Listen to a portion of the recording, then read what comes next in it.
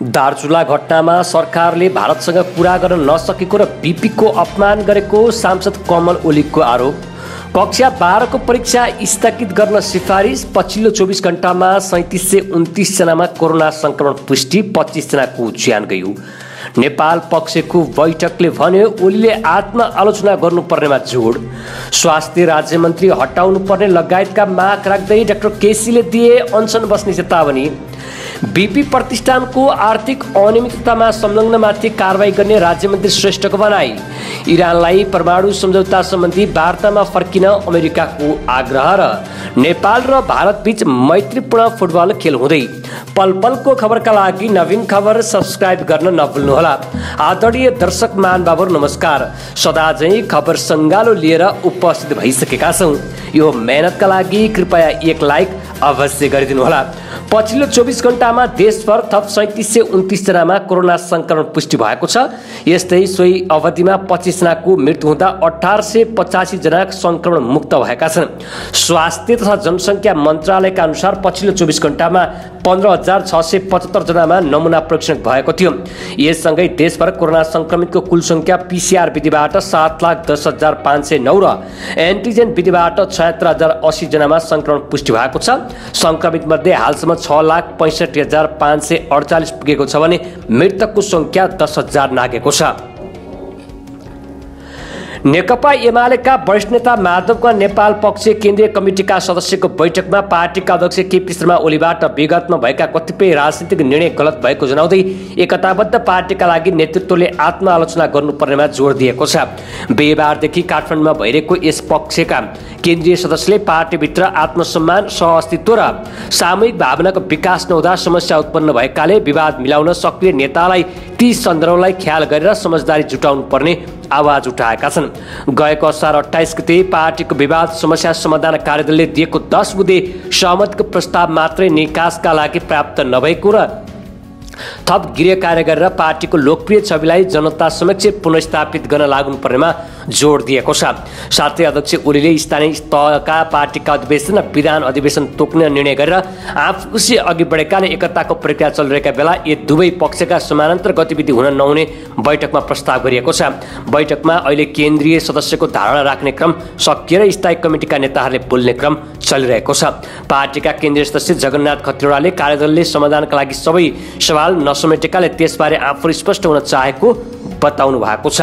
पछिल्लो समय नेकपा एमाले भित्रको विवाद चुलिदो अवस्थामा छ। माधव पक्ष र केपी पक्षले आफ्नो तरिकाले केन्द्रीय कमिटिको बैठक राख्दै आएका छन्। यस विषयमा तपाईको विचार के छ? कृपया कमेन्ट बक्समा कमेन्ट गर्न नभुल्नुहोला। स्वास्थ्य तथा जनसङ्ख्या राज्यमन्त्री उमेश श्रेष्ठले बीपी कोइराला स्वास्थ्य विज्ञान प्रतिष्ठानमा आर्थिक अनियमिततामा संलग्नमाथि कारबाही गर्ने प्रतिबद्धता जनाउनु भएको छ।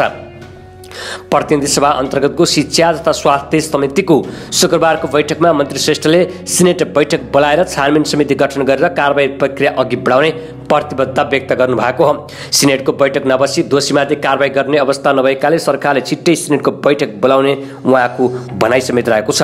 राज्यमन्त्री श्रेष्ठले जनस्वास्थ्यको संवेदनशील विषयमा खेलबाड गर्नेहरूमाथि कडा कारबाही गर्न सरकारले मन्त्रालय छुट्टै अनुगमन इकाइ बनाउन लागेको समेत बताउनु भएको छ। उहाँले सार्वजनिक महत्त्वको संस्थाहरूलाई जथाभावी गर्न नदिन अनुगमन संयन्त्र बनाउनु पर्ने आवश्यकता हुनाले त्यसतर्फ सहयोग गर्न आग्रह समेत गर्नुभएको छ। बैठकमा समितिका सदस्यले जनस्वास्थ्यको संवेदनशील क्षेत्रमा बन्द हडताल गर्ने कर्मचारीहरूमाथि कडा कारबाही गर्न नसकेको भन्दै सरकारको चर्को आलोचना गरेका थिए। समितिका सदस्य एवं पूर्व स्वास्थ्य तथा जनसङ्ख्या मन्त्री खगराज अधिकारीले आन्दोलन गरेर प्रतिष्ठानलाई बन्द गराउने कर्मचारीमाथि कडा कारबाही गर्न सरकारले गम्भीर ध्यान आकर्षण गराउनु भएको छ। स्वास्थ्य सेवा दिने संस्थाहरूमा समेत भ्रष्टहरूले ज्वरो काडेर बस्दा पनि सरकार गम्भीर नभएको उहाँको आरोप रहेको छ। स्वास्थ्य तथा जनसङ्ख्या मन्त्रालयले कक्षा 12 को परीक्षा स्थगित गर्न सिफारिस गरेको छ। यसबारे निर्णय गर्न राष्ट्रिय परीक्षा बोर्डको बैठक भोलि बोलाइएको छ। कोरोना महामारीका कारण रोकिएको कक्षा 12 को परीक्षा 31 साउनदेखि सुरु गर्ने तय भएको थियो। बोर्डले भौतिक दूरी कायम गरी एउटा कक्षामा 25 जना मात्र विद्यार्थी राख्ने गरी तयारी थालेको थियो। परीक्षा अगावै अनिवार्य रूपमा पीसीआर परीक्षण गर्नुपर्ने, परीक्षा केन्द्रमा स्वास्थ्य परीक्षण गर्ने र केन्द्रमा हेल्थ डेस्क स्थापना गर्ने लगायतको तयारी थियो। तर पछिल्लो दिनमा संक्रमण बढेको भन्दै स्वास्थ्य मन्त्रालयले परीक्षा रोक्न शिक्षा मन्त्रालय र कोभिड-19 सङ्कट व्यवस्थापन केन्द्र सीसीएमसीलाई सिफारिस गरेको छ। मन्त्रालयले शुक्रबार मात्र सीसीएमसीलाई पत्र लेखेर कक्षा 12 को परीक्षा भौतिक रूपमा सञ्चालन गर्न दिएको अनुमति पुनर्विचार गर्न आग्रह गरेको थियो। त्यही अनुसार सीसीएमसीले शिक्षा मन्त्रालयमा पत्र पठाएको छ भने मन्त्रालयले परीक्षा बोर्डलाई निर्देशन दिएको छ। स्रोतका अनुसार मन्त्रालयले शुक्रबार 4 बजे नै बैठक राखेर निर्णय गरेको थियो।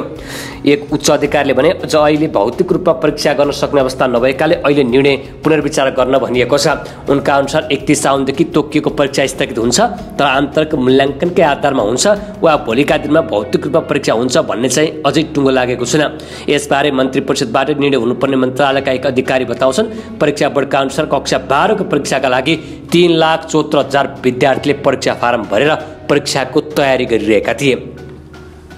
राष्ट्रिय सभा सदस्य कमल ओलीले दार्चुलाको जयसिंह धामी बेपत्ता प्रकरणमा सरकार एक शब्द बोल्न नसकेको भन्दै यसले काङ्ग्रेसका संस्थापक बीपी कोइरालाकै अपमान भएको टिप्पणी गर्नुभएको छ। शुक्रबारको राष्ट्रिय सभा बैठकमा बोल्दै ओलीले जयसिंह धामी बेपत्ता प्रकरणमा सरकार एक शब्द बोल्न नसकेको र समिति बनाएर टार्न खोजेको बताउनु भएको हो। उहाँले बीपी कोइरालाले छिमेकी देश भारत र चीनसँग ठाडै संवाद गर्ने गरेको स्मरण गराउँदै यस विषयमा सरकारले भारतीयसँग कुरा गर्न नसक्नु बीपीकै अपमान भएको टिप्पणी समेत गर्नुभएको छ।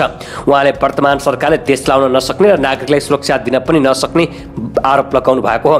राष्ट्रिय सभा सदस्य ओलीले भन्नुभयो नेपाली नागरिकको अपमान हुँदा तुइन काटेर एउटा युवालाई मारिँदा एक शब्द नबोल्ने समिति बनाएर टार्ने यही हो बीपीका अनुयायीहरूको चरित्र, यो बीपी कोइरालाको अपमान हो उहाँले भन्नुभएको छ। डाक्टर गोविन्द केसीले स्वास्थ्य राज्य मन्त्रीबाट उमेश श्रेष्ठलाई हटाउनु पर्ने लगायतका 5 बुँदे माग अघि सार्दै ती माग पूरा नभई आगामी भदौ 3 गतेदेखि सत्याग्रह सुरु गर्ने चेतावनी दिनुभएको छ।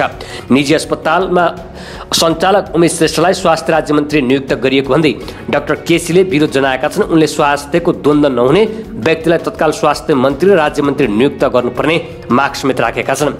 हप्तौँसम्म स्वास्थ्य मन्त्री नियुक्त नभएको अवस्थामा निजी अस्पतालका सञ्चालकलाई स्वास्थ्य राज्य मन्त्री बनाएर सरकारले देशको स्वास्थ्य क्षेत्रलाई नै उल्टो र गलत बाटोमा डोर्याउने प्रयास गरेको छ। महामारीको यस्तो जटिल मोडमा कुशल र स्वार्थको द्वन्द्व नहुने व्यक्तिलाई तत्काल स्वास्थ्य मन्त्री र राज्य मन्त्री नियुक्त गर्नुको विकल्प छैन डाक्टर केसीले शुक्रबार जारी गरेको विज्ञप्तिमा उल्लेख गरिएको छ। बीपी प्रतिष्ठानको समस्या समाधान गर्न पूर्ववर्ती सरकारले भन्दा बढी तदारकता देखाए पनि स्वास्थ्य र मेडिकल शिक्षा जस्ता विषयलाई सरकारले पर्याप्त प्राथमिकता नदिएको पनि उहाँको आरोप रहेको छ। सर्वोच्च अदालतमा भूमि सम्बन्धी समस्या समाधान आयोग खारेज गर्न सरकारको निर्णय कार्यान्वयन नगर्न आदेशको माग गर्दै रिट निवेदन दायर गरिएको छ। प्रधानमन्त्री तथा मन्त्री परिषद कार्यालयले प्रधानमन्त्री शेरबहादुर देउवा, भूमि व्यवस्था सहकारी तथा गरिबी निवारण मन्त्रालयलाई विपक्षी बनाई आज अधिवक्ता प्रवेश केसीले दायर गरेको रिट निवेदनमा उक्त माग गरिएको हो। नेपालको संविधानको धारा 133 को धारा 2 र 4 बमोजिम यही साउन 19 गते भूमि सम्बन्धी समस्या समाधान आयोग खारेज गरी नेपाल सरकार मन्त्री परिषदले गरेको निर्णय उत्प्रेषणको आदेशले बदर गरी भूमि सम्बन्धी समस्या समाधान आयोगलाई कानुनी बमोजिम काम गर्न दिन भनी परामादेश जारी गरी पाऊँ भनी रिट निवेदनमा उल्लेख गरिएको छ। केपी ओली नेतृत्वको सरकारले भूमिहीन दलित सुकुम्बासी तथा अव्यवस्थित बसोबासीलाई जग्गा वितरण गर्ने उद्देश्यले 2077 वैशाख 2 गते उक्त आयोग गठन गरेको थियो। आयोगको 17वटै जिल्लामा पदाधिकारी नियुक्त गरी कार्य स्थापना समेत गरिएको थियो। रिट निवेदनमा उक्त आयोग बदर गर्ने सरकारको निर्णय संविधानको धारा 37ले आवासको हक प्रत्येक नागरिकलाई हुनेछ भनी गरेको व्यवस्थाको प्रतिकूल हुने उल्लेख गरिएको छ। आदरणीय दर्शक महानुभावहरू, पछिल्लो समय नेपाल सरकारले भूमि सम्बन्धी आयोग गठनलाई विघटन गरेपछि अहिले देशभर यो समस्या बिल्जिएको छ। कतिपय सुकुम्बासीले जग्गा पाउने आशमा, लाल पूर्जा पाउने आशमा फारम भरेका थिए, तर यस विषयमा तपाईको प्रतिक्रिया के छ? कृपया कमेन्ट बक्समा कमेन्ट गर्न नभुल्नुहोला। अमेरिकालाई इरानलाई परमाणु सम्झौता सम्बन्धी वार्तामा फर्किन आग्रह गरेको छ। हिजो पद सम्हालेका इरानी राष्ट्रपति इब्राहिम रइसीले देशमाथि लागेका प्रतिबन्ध अन्त्यका लागि गरिने कूटनीतिक पहललाई समर्थन गर्ने सङ्केत गरेको बेला अमेरिकाले यस्तो आह्वान गरेको हो। अमेरिकाले कूटनीतिक मार्ग सधैँ खुल्ला नरहने चेतावनी पनि दिएको छ। सन् 2018 मा त्यस बेलाका अमेरिकी राष्ट्रपति डोनाल्ड ट्रम्पले परमाणु सम्झौताबाट अमेरिकालाई अलग्याउँदै इरानमाथि पुराना प्रतिबन्धहरू पुनः लगाएपछि दुई देशबीच तनाव बढेको थियो। पश्चिम देशले परमाणु हतियार बनाएको भन्दै इरानको आलोचना गर्दै आएका छन्, तर इरानले भने यसको खण्डन गर्दै आएको बीबीसीले जनाएको छ। नेपाली राष्ट्रिय पुरुष फुटबल टिमले भारतको राष्ट्रिय टिमसँग 2 मैत्रीपूर्ण खेल खेल्ने भएको छ। आगामी भदौमा नेपाली टोलीले भारतसँग 2 मैत्रीपूर्ण खेल खेल्न अखिल नेपाल फुटबल सङ्घ एन्फाले जनाएको छ। मैत्रीपूर्ण खेल भदौ 17 र 20 गते त्रिपुरेश्वर स्थित दशरथ रङ्गशालामा हुने एन्फाले आफ्नो वेबसाइटमा उल्लेख गरेको छ। नेपालले हालसम्म भारतसँग 19 खेल खेलेको छ, जसमा भारतले 13 खेल जितेको छ। नेपालले 2 खेल जित्दा 4 खेल बराबरमा सकिएको छ। नेपालले पछिल्लो पटक भारतलाई 2013 को साथमा 2-1 ले हराएको थियो। सही सूचना, ज्ञान र मनोरञ्जनका लागि नवीन खबर हेर्दै गर्नुहोला। धन्यवाद।